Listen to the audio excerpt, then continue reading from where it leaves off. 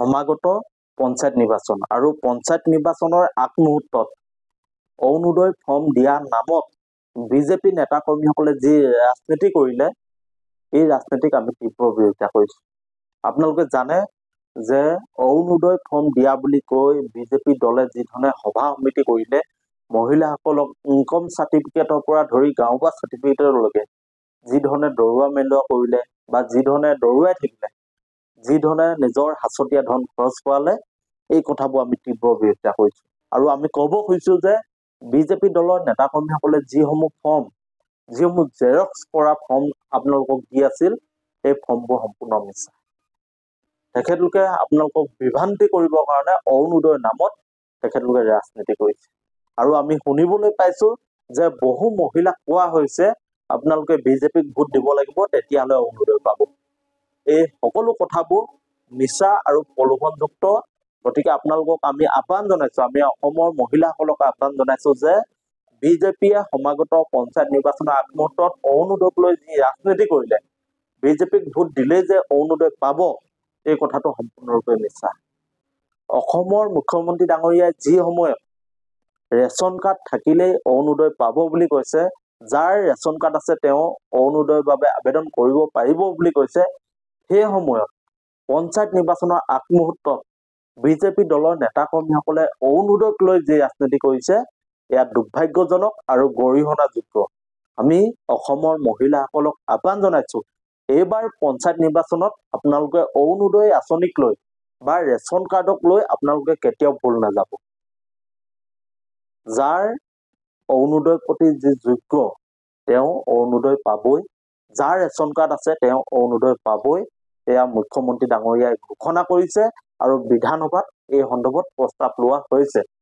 গতিকে ৰাইজখন সজাগ হওক, সচেতন হওক, উপযুক্ত পদৰ প্ৰাৰ্থীক আপোনালোকে এইবাৰ বিবেচনা কৰি পঞ্চায়ত নিৰ্বাচনত আপোনালোকে নিৰ্বাচন কৰক। আমি ৰাইজখনলৈ অনুৰোধ জনাইছোঁ, প্ৰলোভনৰ ৰাজনীতিত আপোনালোকে ভুল নাযাব।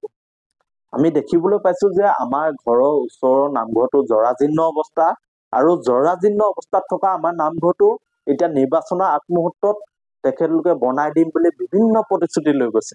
আমাৰ ওচৰৰ যি জৰাজীৰ্ণ ৰাস্তা পদূলি আছে, এই ৰাস্তা পদূলিবোৰ তেখেতলোকে এতিয়া বনাই দিম বুলি ৰাইজৰ কাষলৈ গৈছে। কিন্তু ৰাইজখন সজাগ আৰু সচেতন হওক। যি কাম তেখেতলোকে অত বছৰে শাসনত থাকি কৰি দিব নোৱাৰিলে, সেই কাম কেতিয়াও নিৰ্বাচনৰ আগমুহূৰ্তত কৰি দিব নোৱাৰে। আপোনালোকে সঠিক ৰূপত এবাৰ সিদ্ধান্ত লওক, উচিত আপোনালোকে সিদ্ধান্ত লওক। যি সিদ্ধান্তই আপোনালোকৰ পৰিৱৰ্তন আনিব, উন্নয়নৰ কথাবোৰ আপোনালোকে তেওঁলোকৰ যোগেদি ক'ব পাৰিব। কাৰণ এই মুহূৰ্তত চৰকাৰী পক্ষৰ পৰা বা বিজেপিৰ পক্ষৰ পৰা বিভিন্ন প্ৰলোভন দি থকা হৈছে। আপোনালোকে ক'লেই, আপোনালোকে বিচাৰিলেই আপোনালোকে পৰিৱৰ্তন আনিব পাৰিব। গতিকে আমি ৰাইজখনক আহ্বান জনাইছোঁ যে আপোনালোকক যি ধৰণে লোকসভা নিৰ্বাচনৰ আগমুহূৰ্তত অৰুণোদয় দিয়া হ'ব বুলি ঠগিলে, কিছুমান আপোনালোকক ফৰ্ম দিলে, সেই সকলোবোৰ আপোনালোকক ঠগিলে, ঠিক তেনেকৈ এতিয়া নিৰ্বাচনৰ আগমুহূৰ্তত পুনৰ অৰুণোদয়ৰ কথাবোৰ আহিছে, ৰেচন কাৰ্ডৰ কথাবোৰ আহিছে, আৰু আপোনাৰ ওচৰৰ জৰাজীৰ্ণ নামঘৰটো বনাই দিয়া কথা আহিছে, আৰু আপোনাৰ ঘৰৰ ওচৰৰ যি জৰাজীৰ্ণ ৰাস্তা পদূলি, এই পদূলিবোৰ নিৰ্মাণ কৰি দিয়া কথা কৈছে। কিন্তু এইবোৰ কেৱল নিৰ্বাচনী প্ৰতিশ্ৰুতিহে। বাস্তৱত তেখেতলোকে কিন্তু আপোনালোকৰ সমস্যাৰ প্ৰতি দায়বদ্ধ নহয়। গতিকে এইবাৰ আপোনালোকে পঞ্চায়ত প্ৰতিনিধি নিৰ্বাচন কৰোঁতে আপোনালোকে সাৱধান হওক, যোগ্যজনক আপোনালোকে বিচাৰ কৰক, যি সঁচা অৰ্থত আপোনালোকৰ কণ্ঠ হৈ আপোনালোকৰ সমস্যাবোৰক লৈ শক্তিশালী ৰূপত যুঁজিব পাৰিব, আপোনালোকৰ অধিকাৰবোৰ কাঢ়ি আনিব পাৰিব, তেনেকুৱা প্ৰাৰ্থীক আপোনালোকে এবাৰ পঞ্চায়ত নিৰ্বাচনত আপোনালোকে নিৰ্বাচন কৰক, ভোট দিয়ক।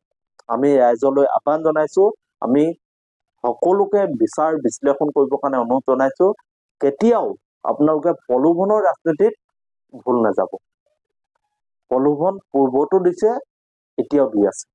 মানে আমাৰ যি বজাৰখন, এই বজাৰখনত তেখেতলোকে বাৰে বাৰে টেঙা আম বিক্ৰী কৰি আছে। গতিকে ৰাইজ, আপোনালোকে টেঙা আম বাৰে বাৰে বিক্ৰী কৰিবৰ কাৰণে সুযোগ নিদিব। এইবাৰ সিদ্ধান্ত লওক, পৰিৱৰ্তন আনক, চাব আপোনাৰ অঞ্চলৰ যি ৰাস্তা পদূলি জৰাজীৰ্ণ অৱস্থাত আছে সেই জৰাজীৰ্ণ ৰাস্তা পদূলি ভাল হৈ পৰিব। আপোনালোকৰ যদি ওচৰৰ নামঘৰটো জৰাজীৰ্ণ অৱস্থাত আছে তেতিয়াহ'লে চাব তাত উন্নয়ন হ'ব। কোনোবা প্ৰকৃত হিতাধিকাৰী যদি ঘৰ পাব লাগে তেতিয়াহ'লে আপোনালোকে সঠিক সিদ্ধান্ত লওক, তেতিয়াহে পাব। বা কোনোবা আমাৰ মহিলাসকল যদি আঁচনিৰ পৰা বঞ্চিত হৈ আছে আপোনালোকে সঠিক সিদ্ধান্ত লওক। কাৰণ চিষ্টেমটোৰ মাজত যি যোগ্য প্ৰতিনিধি থাকিব তেওঁহে প্ৰকৃতাৰ্থত আপোনালোকৰ সমস্যাবোৰ সমাধান কৰিব পাৰিব। যদি তেখেতৰ মনত কেৱল দুৰ্নীতি কৰা হাবিয়াস থাকে, তেওঁ যদি কেৱল ক্ষমতাৰ খকত দৌৰি থাকে তেতিয়াহ'লে কেতিয়াও ৰাইজৰ সমস্যাবোৰ সমাধান নহয়। আমি ৰাইজখনক আহ্বান জনাইছো, সঁচা অৰ্থত ৰাইজৰ কাৰণে কিবা এটা কৰিব পৰা মানুহ আপোনালোকে এইবাৰ নিৰ্বাচন কৰক, যি ৰাইজখনৰ সমস্যাবোৰ বুজি পায়, যি ৰাইজৰ সমস্যাৰ কাৰণে দীৰ্ঘদিন ধৰি সংগ্ৰাম কৰি আছে আৰু ৰাইজৰ অভাৱ অভিযোগবোৰ উপলব্ধি কৰে, তেনেকুৱা মানুহ এইবাৰ নিৰ্বাচনত আপোনালোকে নিৰ্বাচন কৰক। চাব সমাজখন উন্নয়নৰ দিশে গতি কৰিব, সমাজত পৰিৱৰ্তন আহিব।